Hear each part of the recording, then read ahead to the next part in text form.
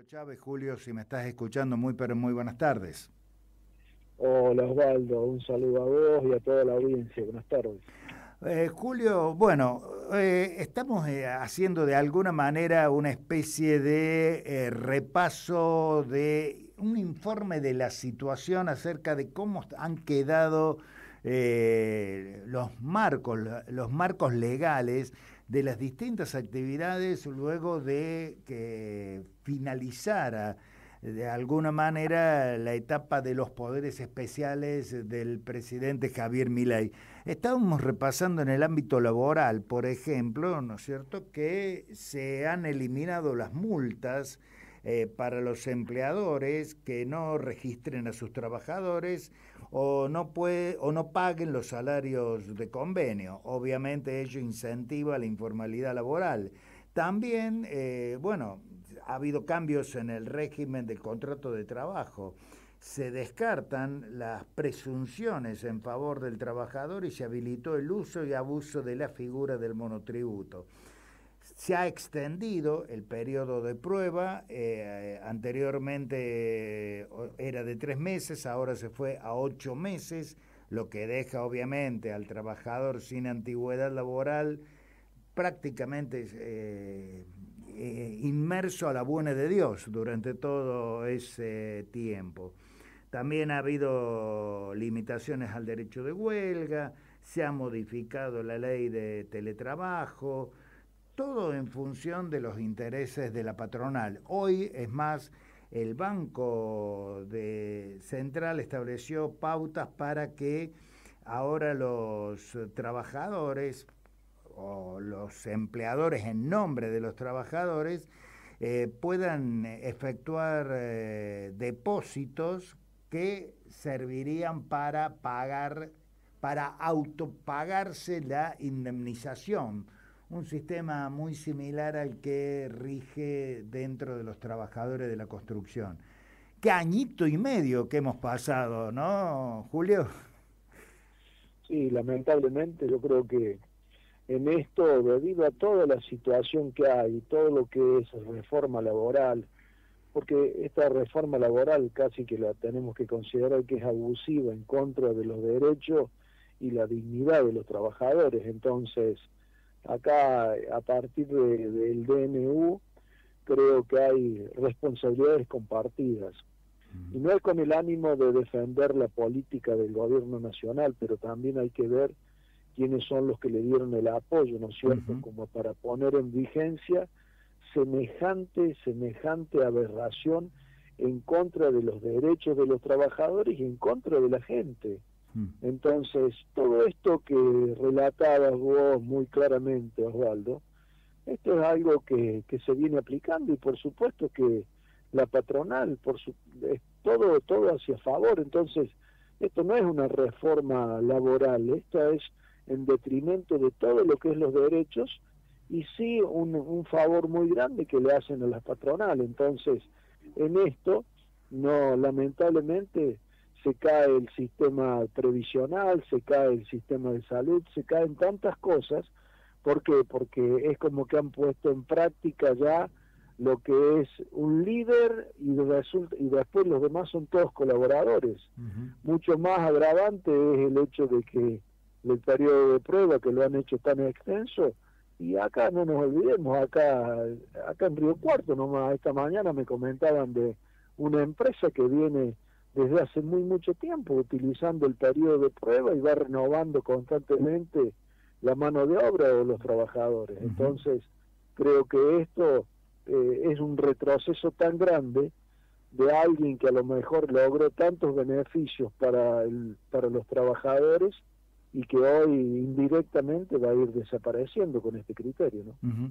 Uno piensa solamente en la semana pasada, aquí en la zona de Río Cuarto, tuvimos un conflicto muy grave con los trabajadores telefónicos, hay más de 40 personas que perdieron su trabajo.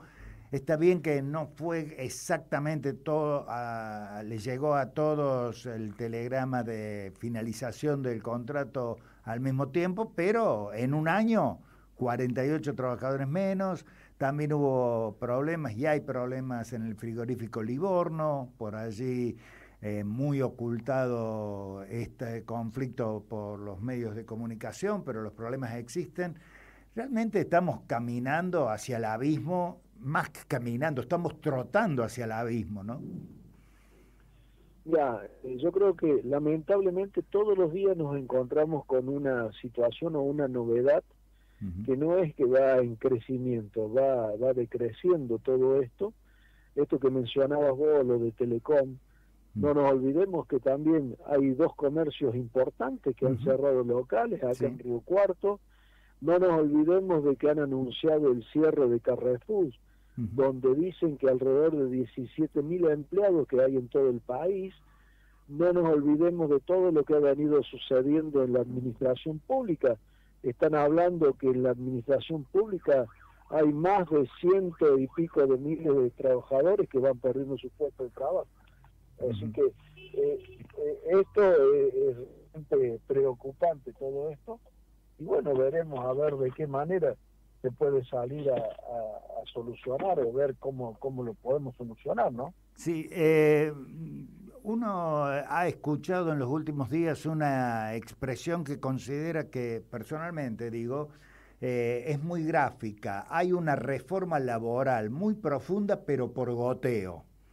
Y eso ha hecho, esta es una opinión, de última te consulto cuál es la tuya, Julio, si esa situación de que, bueno, hoy ataco a los trabajadores públicos, mañana ataco a los trabajadores privados, pasado a los de las empresas telefónicas, más adelante a los de la industria de la carne o de la indumentaria, y evitó de alguna manera que hubiera un plan de lucha homogéneo y común de todos los trabajadores en contra del gobierno nacional y de estas políticas.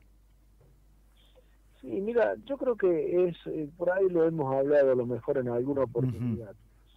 Creo que por ahí a lo mejor ha habido algunas situaciones o algo de muestra de debilidad hacia salir a reclamar los derechos.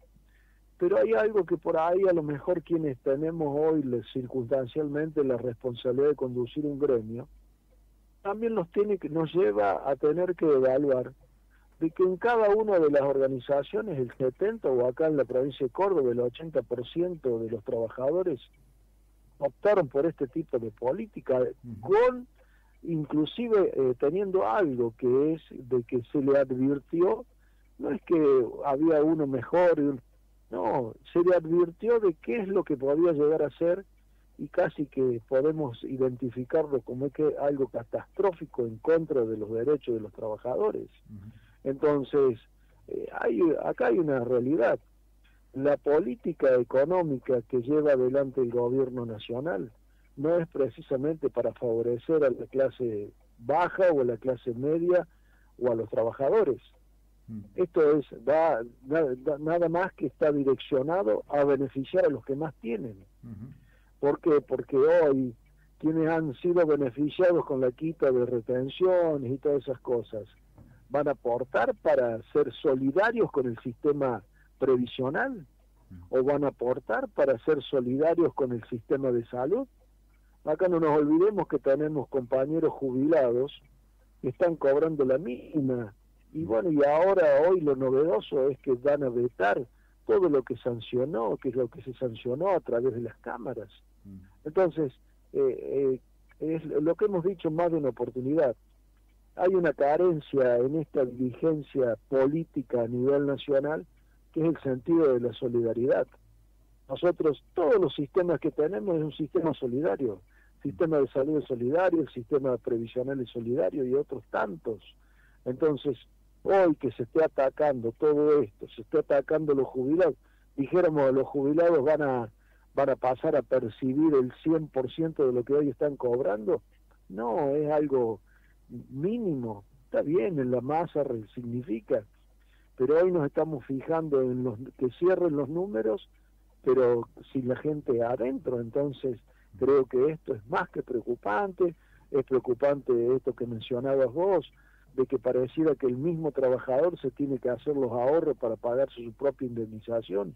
Entonces, todo esto creo que es un retroceso en tantos años, que fue lo que demandó para lograr tantos beneficios o bienestar o dignidad a la clase trabajadora, y lamentablemente hoy con todo esto va desapareciendo. La última, Julio, teniendo en cuenta que vos venías señalando esta situación desde hace mucho tiempo, desde antes de que se conocieran los primeros resultados de las PASO, el año 2023, ¿ha cambiado la actitud, crees vos, fundamentalmente de los trabajadores varones y jóvenes dentro de al menos tu sindicato? Digo esto porque ha quedado registrado que han sido precisamente ese sector etario y de género el que más acompañó a Javier Milei en las últimas elecciones, y aún hoy lo sigue